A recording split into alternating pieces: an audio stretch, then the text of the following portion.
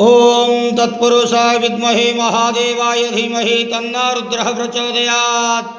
दीपं ज्योति परं ब्रह्म दीपं ज्योति जनार्दनः दीपहरतु मे पाप पूजा दीप नमस्तुते। बाबा धवलेश्वर महाप्रभु संसार सुखी रखंतु। आज शुभ बुधवार रे समस्त श्रद्धालु भक्त मानक आशीर्वाद करंतु, मनस्कामना पूर्ण करंतु, कर्म क्षेत्र उन्नति करंतु, ग्रहरिष्ट खंडन करंतु, जगतर मंगल करंतु, विश्वर कल्याण करंतु, आपणकर नाम विख्यात करंतु, सेवकर डाक श्रवण करंतु, समस्त गुआवसा भक्त मानकर मनस्कामना पूर्ण करंतु।